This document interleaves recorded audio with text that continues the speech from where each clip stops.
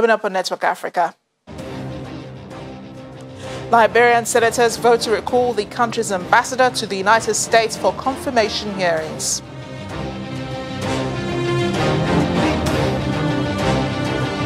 Zimbabwe's power regulator increases the average electricity price by 320%.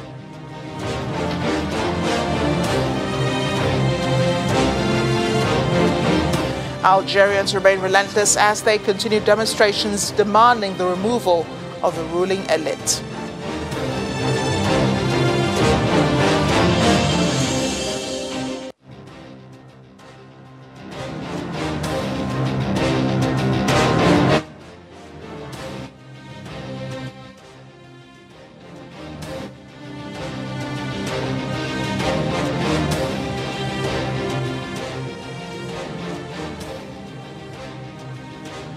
Thanks for staying with us and welcome to the program. I am Amarachi Ubani. We begin in Liberia, where senators have voted to recall the country's ambassador to the United States for confirmation hearings. President George Weah unilaterally appointed George Patton to the position in January 2019 by passing the mandatory vetting of ambassadorial nominees by the Senate. The appointment was made during an annual break of the legislature. Mr. Patton has since presented his credentials to President Donald Trump, but in the unanimous vote on Tuesday, senators said the ambassador must return to fulfill the constitutional requirement. While police in Uganda have cancelled a concert set to be held near the capital, Kampala, by former pop star turned politician Bobi Wine. Assistant Inspector General of Police Asuman Mugenyi says the organisers of the concert failed to heed minimum security standards, citing lack of plans for medical care, traffic control, crowd control, even security. The concert was to coincide with Wednesday's National Independence Day celebrations to be held in the Eastern District of Sironko. Bobi Wine, whose real name is Robert Kyanguliani, represents Kiandodo East constituency in Kampala. The aspiring presidential candidate is a fierce critic of President Yoweri Museveni and portrays himself as a champion of the poor. The concert's cancellation comes in the wake of a government ban on the wearing of red berets by civilians, a trademark Bobi Wine has adopted for his People Power movement. Under a new legislation announced last month, the red beret was reserved for the army, the Uganda People's Defence Forces only. Zimbabwe's power regulators increased the average electricity price by 320%. The country is grappling with the worst economic crisis since the 2017 coup, which unseated President Robert Mugabe. Zimbabweans have been struggling with sharp increases in prices of fuel and basic goods. The government says rolling power outages, which last up to 18 hours a day, have affected mines, factories, and households. It says the power shortages, combined with a devastating drought, mean the country's struggling economy is yet to shrink this year. Let's talk to Zimbabwean journalist Nigel Nyamatumbo about this. Nigel, thanks for joining us. What is the government trying to achieve with this increase? It's my pleasure. Well, the wheels are certainly coming off in Zimbabwe with inflation running amok, and to seem as if it's confirming the statistics by the International Monetary Fund, that IMF, that Zimbabwe now has the highest inflation in the world.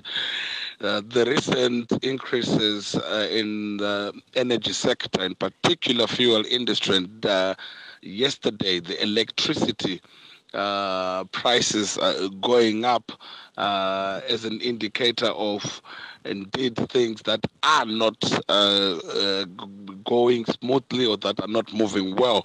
The justification for this increase is obvious. The official and parallel market rate to the United States dollar is going up in the country, and as a country that is not producing enough electricity to meet the demand. Electricity has to be imported, and to import, you would need the much needed foreign currency, the US dollar, which is the currency of trade in the country internationally. That is, and as such, if the rate increases, the value to the US dollar also decreases, meaning that the rates have to go up. So it was pretty much a matter of time. Wow, importing electricity.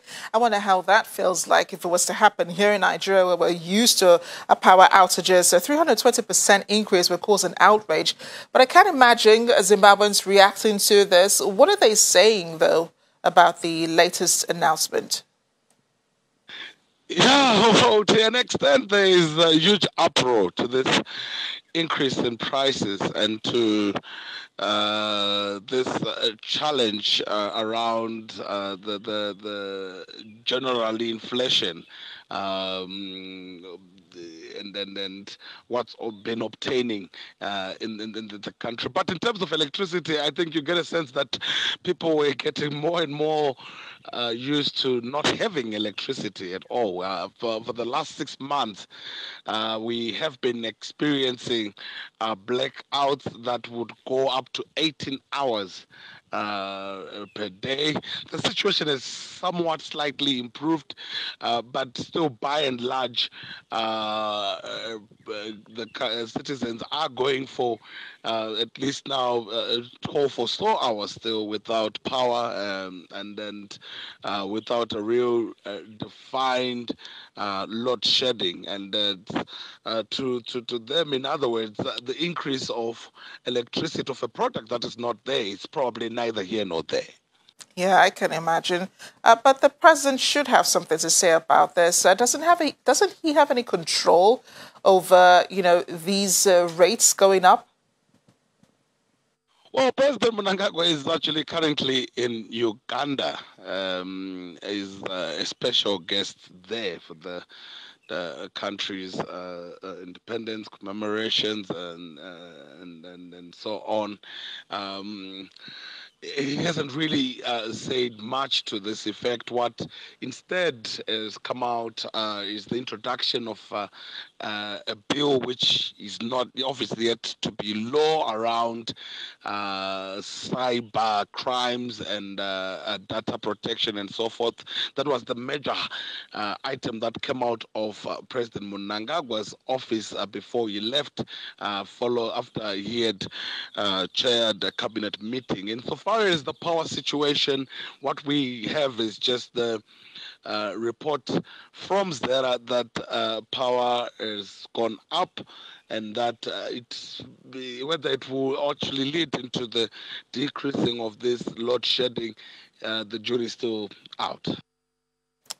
So the country has only known two presidents, of course, the late Sir Robert Mugabe, who ruled for more than 30 years, and now President Emerson Mnangagwa. When people compare these two presidents and the era the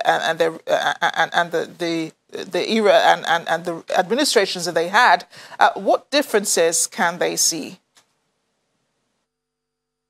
Well, the common conversation among Zimbabweans at various social and professional engagement and platforms is that big comparison, big question on whether there is any difference between President Mnangagwa and former President, the late Robert Mugabe. And in most of these dialogues and conversations, you get a sense that people actually feel that the administration of Robert Mugabe was, in actual fact, better than that of President Mnangagwa. But I think it's still a bit of an unfair comparison, particularly at this stage where Mugabe was in power, ruled the country for 37 years. Mnangagwa has only been in charge for 2 years. We really do not know the direction in which he's taken the country, and it remains unclear whether he is any better. But what is fact is that in terms of the ruling party and the system in its entirety, whether you want to look at it from a securocrat type of a state, it's still by and large a continuation of the same.